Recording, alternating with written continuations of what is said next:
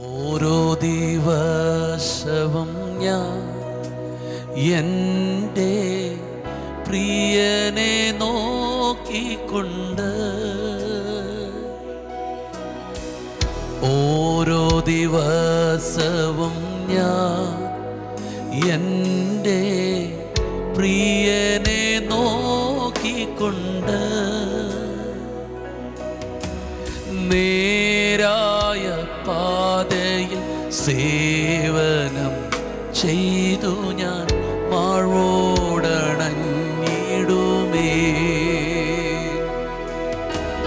നേരായ പാതയിൽ സേവനം ചെയ്തു ഞാൻ മാർവോടണഞ്ഞിടുമേ.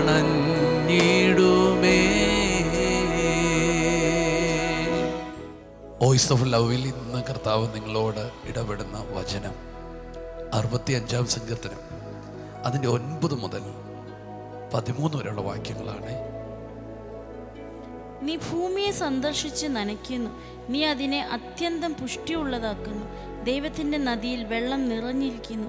ഇങ്ങനെ നീ ഭൂമിയെ ഉലുക്കി അവൾക്ക് ധാന്യം കൊടുക്കുന്നു. നീ അതിൻ്റെ ഉഴവുചാലുകളെ നനയ്ക്കുന്നു, നീ അതിൻ്റെ കട്ട ഉടച്ച് നിരത്തുന്നു.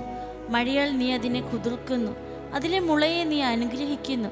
നീ സംവത്സരത്തെ നിന്റെ നന്മ കൊണ്ട് അലങ്കരിക്കുന്നു, നിന്റെ പാതകൾ പുഷ്ടി പൊഴിക്കുന്നു. മരുഭൂമിയിലെ പുൽപ്പുറങ്ങൾ പുഷ്ടി പൊഴിക്കുന്നു, കുന്നുകൾ ഉല്ലാസം ധരിക്കുന്നു. മേച്ചിൽപ്പുറങ്ങൾ ആട്ടിൻകൂട്ടങ്ങൾ കൊണ്ട് നിറഞ്ഞിരിക്കുന്നു, താഴ്വരകൾ ധാന്യം കൊണ്ട് മൂടിയിരിക്കുന്നു. അവ ആർക്കുകയും പാടുകയും ചെയ്യുന്നു. ആമേൻ. ഒരു അനുഗ്രഹത്തിൻ്റെ നിറഞ്ഞ അനുഭവം നൽകുന്ന വചനം. ഈ അനുഗ്രഹത്തിൻ്റെ മുഴുവൻ നിറവുകളുടെയും കാരണം എന്താ? ഒറ്റ വാക്ക്: ദൈവം സന്ദർശിക്കുന്നു. ആമേൻ. ആമേൻ. ആമേൻ. ദൈവം നമ്മെ സന്ദർശിച്ചാൽ, ദൈവം നമ്മെ ഒന്ന് സന്ദർശിക്കുകയാണെങ്കിൽ നമ്മുടെ ജീവിതത്തിൻ്റെ ഒരിടവും ഹാർഡായോ തകർന്നോ വരണ്ടോ കുഴഞ്ഞോ കിടക്കുകയില്ല. എവരി ഏരിയ നാം അനുഗ്രഹിക്കപ്പെടും. സന്ദർശിച്ചു. അടുത്ത വാക്ക് അവിടെ നനയുന്നു, പുഷ്ടിയുള്ളതാകുന്നു, നിറഞ്ഞിരിക്കുന്നു, ധാന്യം കൊടുക്കുന്നു, അനുഗ്രഹമാകുന്നു, മുള കിളിർത്തു വരുന്നു, നന്മകളാൽ സംവത്സരങ്ങൾ അലങ്കരിക്കുന്നു, മരുഭൂമികൾ പുൽപ്പുറങ്ങൾ പുഷ്ടി പൊഴിക്കുന്നു, ഉല്ലാസം ധരിക്കുന്നു, ആട്ടിൻകൂട്ടം കൊണ്ട് നിറഞ്ഞിരിക്കുന്നു, ധാന്യം കൊണ്ട് മൂടിയിരിക്കുന്നു. ജീവിതം മുഴുവൻ മാറുന്നത്, എല്ലാ ഏറിയയും അനുഗ്രഹിക്കപ്പെടുന്നത് ദൈവത്തിന്റെ സന്ദർശനമാണ്. എന്താ ഈ വചനം ഇന്ന് നമുക്ക് കർത്താവ് തരുന്നേ? ദൈവം നമ്മെ സന്ദർശിക്കാൻ പോവാ. ദൈവം നമ്മുടെ ദേശത്തെ സന്ദർശിക്കാൻ പോവാ. ദൈവം നമ്മുടെ രാജ്യത്തെ സന്ദർശിക്കാൻ പോവാ. യെസ്, നിങ്ങൾ ഒരൊറ്റ പ്രാർത്ഥന പ്രാർത്ഥിക്കണം: കർത്താവേ, ഞങ്ങളെ ഒന്ന് വിസിറ്റ് ചെയ്യണേ. വേദപുസ്തകത്തിനകത്ത് ദൈവം സന്ദർശിക്കുന്നു എന്ന ഭാഗം ശ്രദ്ധിച്ചാൽ പിന്നെ അവിടുത്തെ സാഹചര്യങ്ങൾ പഴയതുപോലെയല്ല. സാറയെ സന്ദർശിച്ചു, വാഗ്ദത്തങ്ങൾ നടക്കപ്പെട്ടു. മിസ്രൈമിൽ ഒന്ന് സന്ദർശിച്ചു, ഇസ്രായേൽ പുറത്തു വന്നു.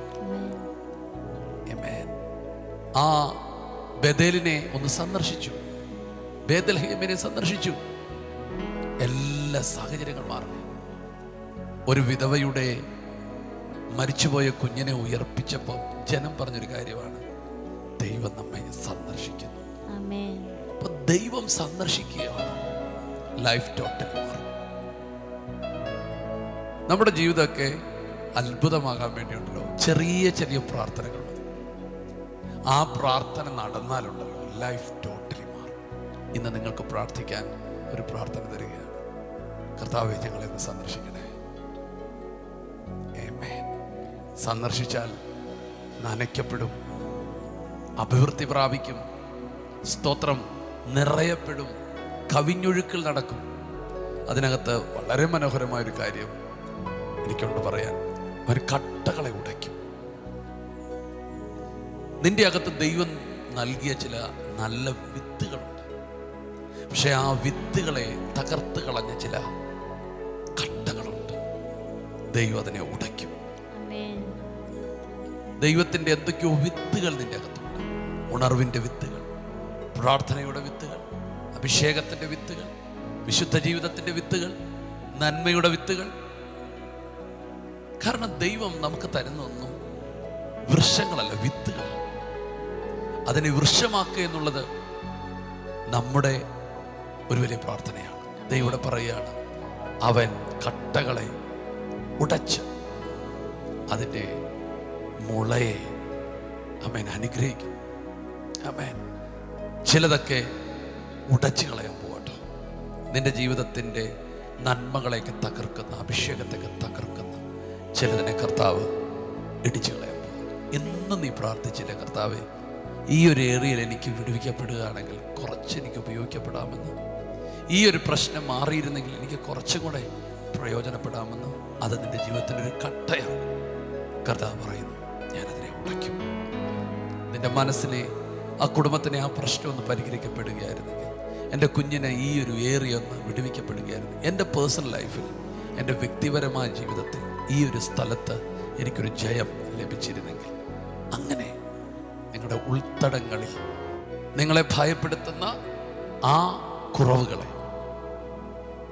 കർത്താവ് ഇടിച്ചു കളയാൻ പോവാണ്. കർത്താവിൻ്റെ കൃപ നിങ്ങളുടെ കൂടെയുണ്ട്. ഈ ദിവസം നമുക്ക് ഒരുമിച്ച് പ്രാർത്ഥിക്കാം. കർത്താവേ, ഒന്ന് സന്ദർശിക്കണേ. ആ ഒരൊറ്റ പ്രാർത്ഥന ജീവിതത്തെ മാറ്റിമറിക്കും. നമുക്ക് ഒരുമിച്ച് പ്രാർത്ഥിക്കാം. ഇപ്പം തന്നെ പ്രാർത്ഥിക്കാം. യേശുവ, ഇന്ന് രാവിലെ ഞങ്ങളെ കേൾപ്പിച്ച നല്ല വചനത്തിനായി സ്തോത്രം ചെയ്യുന്നു. കർത്താവെ, അങ്ങ് ഞങ്ങളെ ഒന്ന് സന്ദർശിക്കണമേ. കർത്താവെ, അങ്ങ് ഞങ്ങളെ സന്ദർശിച്ചാൽ ഞങ്ങളുടെ ജീവിതത്തിന് രൂപാന്തരം വരും. ഞങ്ങൾ അനുഗ്രഹിക്കപ്പെടും. കർത്താവെ, ഞങ്ങൾ പണിയപ്പെടും. കർത്താവെ, ഞങ്ങൾ വാഗ്ദത്തങ്ങളെ പ്രാപിക്കും. ഞങ്ങൾക്കൊരു പുറപ്പാടുണ്ടാകും. യേശുവെ, ഈ ആലോചനകളെ അങ്ങ് ഞങ്ങൾക്ക് നൽകിയതിന് സ്തോത്രം ചെയ്യുന്നു. കർത്താവ്, ഒരു സന്ദർശനം ഞങ്ങളുടെ ജീവിതത്തിലേക്ക് അങ്ങ് അയക്കാൻ പോകുന്നതിന് നന്ദി പറയുന്നു. ഈ വചനം കേൾക്കുന്ന ഓരോ വ്യക്തിയുടെ ജീവിതത്തിലും കർത്താവെ അങ്ങ് സന്ദർശിച്ച് കർത്താവരുടെ ഉള്ളിൽ വിതച്ചിരിക്കുന്ന വിത്തുകളെ കർത്താവെ അതിനെ മുളപ്പിക്കുമാറ് പരിശുദ്ധാത്മാവെ അങ്ങ് വലിയ കൃപകളെ പകരുന്നതിന് സ്തോത്രം ചെയ്യുന്നു. കർത്താവെ, ഇന്നത്തെ ദിവസത്തെ അനുഗ്രഹിച്ച് പ്രാർത്ഥിക്കുന്നു യേശുവിൻ്റെ നാമത്തിൽ. ആമേൻ. ആമേൻ. ഞങ്ങൾ ഒരുമിച്ച് നിങ്ങളെ ബ്ലസ് ചെയ്യുകയാണ്. കർത്താവെ, ഈ മക്കളെ സന്ദർശിക്കണം, ഈ കുടുംബത്തെ സന്ദർശിക്കണം. കർത്താവെ, വലിയ അനുഗ്രഹത്തിനായിട്ട് അവരെ ഒരുക്കണം.